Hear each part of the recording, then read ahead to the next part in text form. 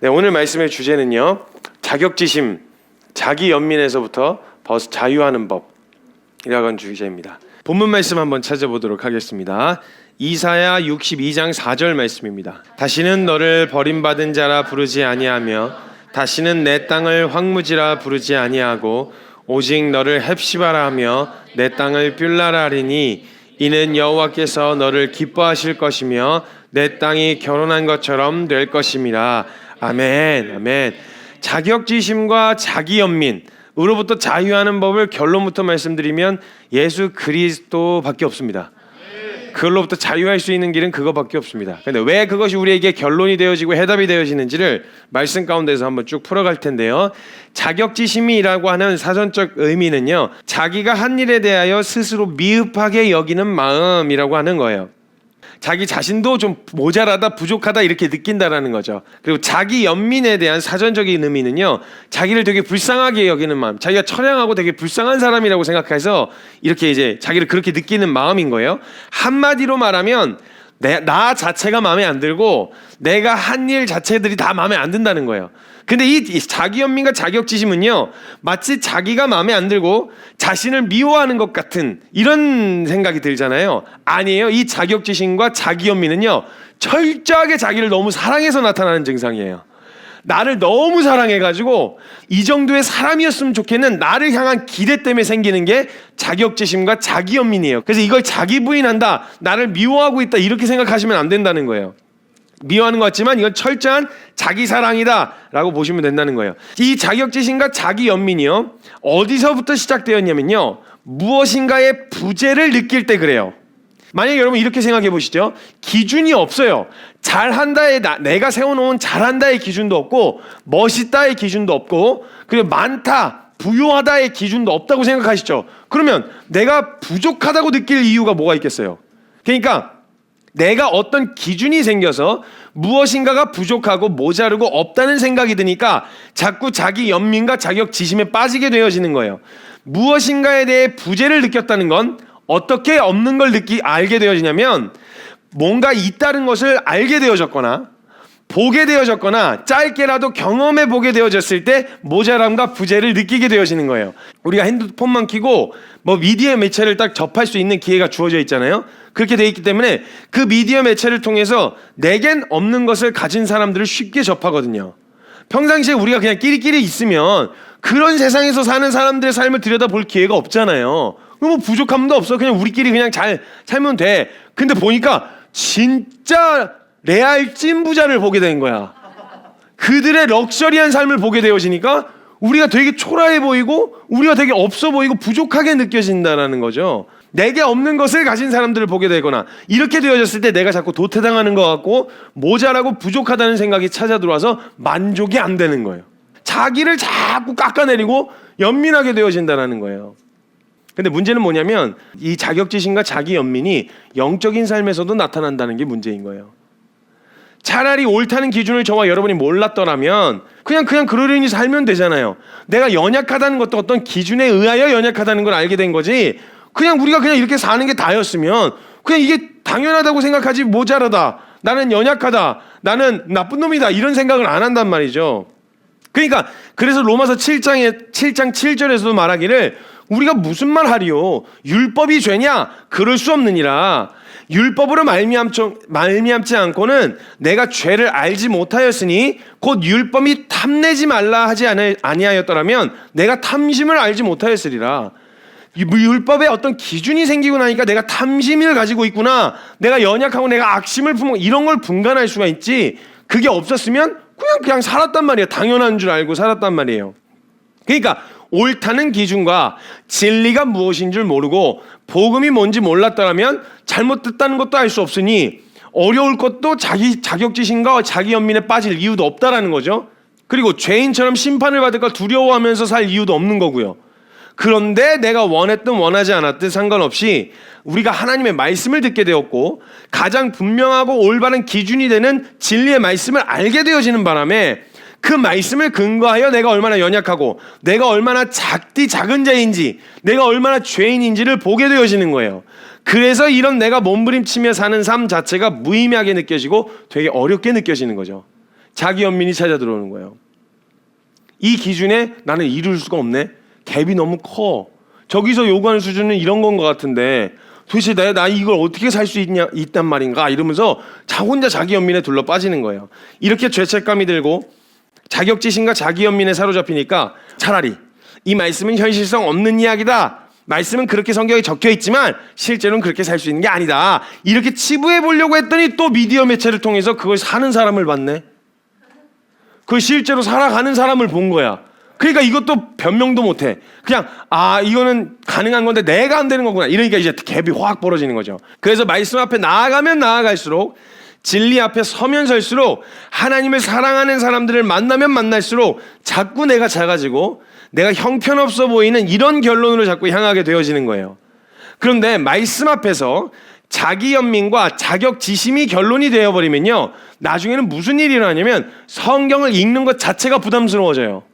말씀 앞에 나아가는 게 부담스러워요. 왜냐면 자꾸 그런 나만 드러내니까, 자꾸 거기에 둘러 빠지게 되어지니까 기도의 자리에 나아가는 것도 말씀 앞에 서는 것도 자꾸 두렵게 되어지는 거예요. 그럼 말씀 앞에 설 용기도 생기지 않고 믿음으로 살아볼 의지가 생기질 않는 거예요. 그러니까 예수님 믿는 삶이 행복해 보이기보다는 되게 처량하고 되게 고생할 것 같고 되게 고달파 보이는 그런 이미지가 자꾸 비춰진다는 거예요. 이런 관점으로 본다면요, 적당히 걸쳐 있는 게 더 지혜로운 거예요. 그러니까 종교에서 누릴 수 있는 따뜻함과 즐거움도 누리고 세상에서 소소하게 즐길 수 있는 즐거움도 찾아서 적당하게 걸쳐 있는 게 오히려 내가 더 행복해지는 길이라고 생각할 만도 하다는 거예요. 보는데 매년 고생하는 얘기만 하고 매년 힘든 얘기만 하는 것 같아. 여러분, 희한하게 기독교고예요. 고생이 덕스러워서 자꾸 주님을 위해서 자기가 무슨 희생을 하고 무슨 걸 했는지에 대해서 자꾸 뭔가 그게 더 덕스럽다는 느낌이 들지 않아요? 그냥 막 치열하게 막 주님을 위해서 희생하고 밤낮 그냥 막 잠을 그냥 줄여가면서 기도하고 있고, 우리는 막 고생하면서 우리는 막 며칠씩 굶고 있고 옷도 해진 것들 막 입고 다니면서 거지같이 하고 다니는 이런 걸 딱 들으면 뭔가 와, 믿음 좋다, 막 믿음으로 살고 있는 것 같아, 이런 정서가 느껴져갖고 사람들도 예수 믿는 자기 얘기를 할 때 고생스러운 이야기를 더 부각시켜서 자꾸 이야기해요. 그게 덕스럽다고 느껴져서. 그게 고생이 아니라 그 가운데서 누릴 수 있었던 즐거움, 주님과 함께 했었던 그 은혜, 그 누리게 하시는 그 엄청, 이걸 증언하라고 하시고 간증하게 하시는 거지 내가 얼마나 고생했는지를 나누는 게 아니라는 거예요. 근데 자꾸 그렇게 하니까 무슨 이미지가 생겨요? 와, 저렇게 사는 거야? 난 저렇게는 못 살겠다. 자꾸 이런 겁을 주게 돼요. 이게 교묘하게 나를 부각시키는 거거든요. 그 고생했다는 이야기를 하고 나면요, 사람들하고 벌써 수준이 달라지는 것처럼 느껴지잖아요. 저 사람들이 범접할 수 없는 영역에 이런 생각을 갖게 되어지잖아요. 그러니까 있다는 것을 기준으로 자신에게는 없다는 부재를 알게 되어지면 자신이 처량해지고 불쌍하게 되어지는 거죠. 자기 연민과 자격지심에 빠지게 된다는 거죠. 그럼 거꾸로 말하면 있다는 것을 기준으로 자신에게 부재를 느낄 필요도 없이 충만해지고 충족이 되어지고 나면 이 자기 연민과 자격지심으로부터 자유할 수 있다는 얘기가 되겠네요. 근데 문제가 하나 있어요. 그게 뭐냐면 성경을 근거하여 인간은요, 애시당초 지음을 받을 때부터 인간은 온전한 사랑과 무한한 사랑과 하나님의 수준으로 공급하시는 은혜와 교제의 대상으로 지음을 받았기 때문에 애시당초 우리 안에 있는 이 욕구는요, 하나님 수준의 사랑과 무한한 은혜와 끊임없는 그 공급하시는 그 충만한 그 사랑을 공급받지 않으면, 이게 채워지지 않으면 애시당초 만족이 안 되는 용량으로 지어졌어요. 하나님이 창조하시고 인간을 창조하실 때 지으신 목적 자체가 온전히 사랑을 주고 그 사랑 안에서 교제하고 무한하신 하나님의 사랑을 계속 때려받는, 그냥 때려붓는, 그냥 모자람 없이 계속 채우시는 이걸로 그런 관계로 만드셨단 말이에요. 그러니까 인간 안에 있는 마음의 용량 자체가, 욕구와 용량 자체가, 왜냐면 그 무한한 걸 받기 위해 만들어졌거든요. 그러니까 이걸 다른 걸로 채워지려니까 안 채워지니까 무조건 같은 욕심이 나오는 거예요. 채워도 안 채워지는 거예요. 이 용량 자체가 지음받을 때부터 그런 수준으로 채워질 수 있는 용량이었기 때문에. 그러니까 잠깐 즐겁더라도 그게 얼마나 가요? 오래 안 가는 이유가 거기 있는 거예요. 이게 안 되는 거예요. 오늘 살아갈 힘은 오늘 주시는 은혜로 채워져야 돼요. 이런 상태인데 우리가 그걸 중단해버리고 계속 이 부재를 느끼고 다른 데서 충족시켜 보려고 하니까 계속 부재를 느끼는 거예요. 모자람을 느끼고. 이걸 한 큐에 해결하실 수 있는 분은 예수 그리스도밖에 없다라는 거예요. 그럼 결론 하나죠. 그분 앞에 나아가기만 하면 된다는 거예요. 그런데 듣기도 들었고 알기도 알겠는데 대충 뭔지 알겠는 사람은 왜 이게 계속 해결 안 되냐는 거죠. 여러분 이 결론 모르셨어요? 알고 계셨잖아요. 이전에는 몰랐어요? 알고 계셨잖아요. 왜 자꾸 그러는 거예요? 왜 자꾸 자기 연민에 둘러빠져가지고 왜 나는 이런지 모르겠다. 나는 부족하다. 나는 연약. 계속 열어갖고 나는 안 바뀌는 것 같아요. 왜 계속 거기 둘러빠져 있는 거예요? 안 되매. 아멘 했잖아. 근데 왜 여기 둘러빠지냐고요. 잘 들으세요 여러분. 잘 들으셔야 됩니다. 먼저 첫 번째. 일단 예수님을 제대로 믿는다는 사람들의 모습을 보면 내가 기대했던 행복이 있는 것 같아 보이지는 않았던 거예요. 오히려 예수님을 믿어서 행복보다는 아까 말씀드렸던 것처럼 생고생, 개고생하는 것 같고 더 처량하고 힘들고 뭔가 없이 사는 것 같은 그런 모습이 보이는 거예요. 그래서 예수님을 선택하면 이런 고생은 그냥 당연한 거야. 그냥 십자가 짐 같은 고난, 그냥 무거운 짐을 나 홀로 치고 견디다 못해 쓰러질 때 그런 거 져야 되는 약간 이런 정서들이 있기 때문에 전혀 행복해 보이질 않고 뭔가 계속 힘쓰고 희생해서 뭔가 하고 있다는 생각이 드는 거죠. 예수님을 믿고 뭔가 누리고 있다는 생각보다는 뭔가 내가 받아먹었으니 은혜라는 것을 받아먹었으니 그거 열심히 또 해드려야 되는 거죠. 노동자가 되는 거예요. 하나님 앞에 내가 보상을 그러니까 이거 받으려면 내가 뭔가 해드려야 된다는 거죠. 이것의 문제는 무엇이냐면요, 예수님 자체를 내 만족의 수단으로 생각하고 찾았기 때문에 그래요. 예수님이 우리의 공허한 심령을 채우시는 만족의 근원이 되시는 분이세요. 근데 우리가 느꼈던 그 부재를 물질과 안락과 쾌락으로 채울 수 있다고 생각하는 이 생각을 버리지 않은 채 예수님 자체가 그 부재를 충족시켜 주실 분으로 생각하지 않고 내가 생각한 이 안락과 쾌락과 물질을 채워주실 수단으로 예수님을 생각하고 있다 했단 말이에요. 그런 걸 주실 수 있는 분이니까 내가 잘해드려야 돼. 이렇게 되어지면 예수님은 수단이 되기 때문에 여전히 계속 예수님은 또 안 채워주신 것 같은 여러분 그런 부재 느끼시죠? 기도해도 응답 안 되는 것 같고 내가 이걸 바뀌어야 될 것 같은데 안 바뀌어지는 것 같고 늘 그런 부재가 느껴지는 이런 정서들이요. 이게 예수님을 내 만족의 수단으로 생각하고 있기 때문에 그런 거예요. 그래서 만약 못 받으면 내가 믿음이 없어서 못 받은 거야. 아니면 내가 제대로 헌신을 하지 않아서 못 받은 거야. 난 믿음이 없어. 바뀌지 않잖아. 이거 봐, 난 보상을 못 받은 거야. 제대로 안 해서. 여기에 또 둘러빠지게 되는 거예요. 섬기면서도 사역을 하면서도 헌신되어 주님 믿음으로 산다고 하면서도 이것들이 해결이 안 되고 계속 거기에 끌려다니게 되어진다는 거예요. 두 번째 문제가 있습니다. 그건 뭐냐면 말씀을 보고 들을 때 자기 자신을 너무 묵상한다라는 거예요. 말씀을 통해 하나님을 묵상해야 되는데 나를 너무 깊이 묵상을 하는 거예요. 여러분 성경을 통해서 자기 자신을 묵상하잖아요. 답 안 나와요. 원래 내게 기대할 것이 없다, 내게서 선한 것이 나올 것이 없다가 말씀을 통해서 내려지는 결론이에요.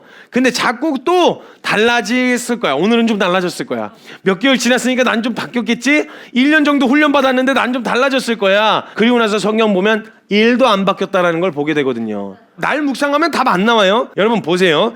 같은 성경을 보고요, 같은 설교를 읽고 같은 말씀 앞에 섰는데요, 그 말씀 앞에 서면 반드시 한 가지의 결론은 똑같아요. 모두가 똑같이 이르러요. 같은 연약함을 보고요, 같은 실상을 보고 같은 문제 앞에 직면해요. 말씀은 누구라도 다 똑같이 생각할 거예요.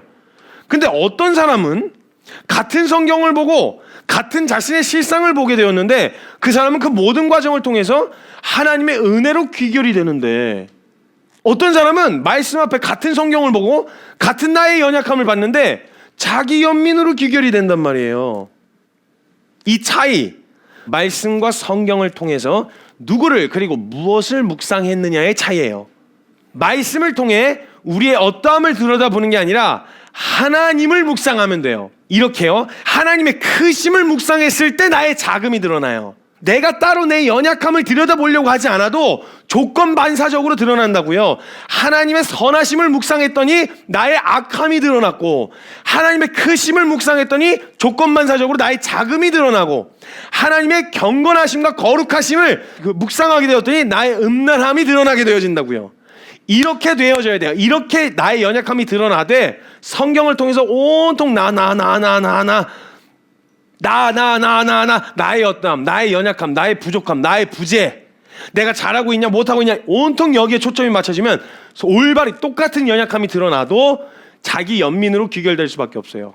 근데 하나님을 묵상함으로 인해서 하나님의 크심을 묵상했더니 거기에 비춰져 반사적으로 드러난 나의 연약함, 나의 자금이 드러나잖아요. 그러면 이건 은혜로 귀결이 돼요.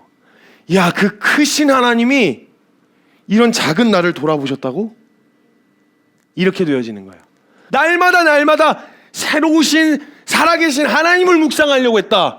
그럼 그 하나님의 크심이 드러날수록 나의 자금이 드러나지만 그 크신 하나님이 이 작디 작은 나를 돌아보셨구나가 그래서 은혜로 귀결되어지는 그 거룩하신 하나님이 이런 음란한 나를 품으셨구나. 이게 은혜로 귀결되어지는 묵상이 되어진다는 거예요. 말씀을 내 중심으로 봐서 그래요. 성경을 통해 하나님을 묵상하는 거예요. 하나님을 묵상하게 되어졌을 때 똑같이 조건 반사적으로 내 연약함이 드러나요. 근데 드러난 그 연약함을 통해서 은혜로 귀결되지 자기 연민으로 가지 않는다는 거예요. 우리의 부족함 맞아요. 사실이에요. 우리의 연약함 맞아요. 그것도 사실이에요. 우리의 불경건 맞아요. 우리의 음란한 모두 맞아요. 다 팩트예요. 그게 사실인 게 맞아요. 그런데 그런 나를 묵상하는 게 아니라 그런 날 의롭다 하시며 그런 날 품으시고 연약한 우리에게 강함이 되시기로 하신 그 하나님을 묵상하고 나니까 우리의 연약함은 오히려 붙드시는 은혜를 경험하게 되어지는 하나님을 향한 확신과 더욱 붙들 여유가 생기게 되어지는 거예요. 이래서 똑같은 약함을 받는데도 은혜로 귀결되는 결론을 가질 수 있게 되어지는 거예요. 그럼 무슨 고백이 나오냐? 여호와는 나의 목자시니 내게 부족함이 없습니다. 이것을 보게 되어지면 우리는 지독하게 우리를 붙잡고 있었던 자기 연민과 자격지심으로부터 자유하고 진정 충족된 이미 만족되어져 버린 그 생명으로 자유하게 살아갈 수 있는 삶이 가능하다라는 결론이 되겠습니다.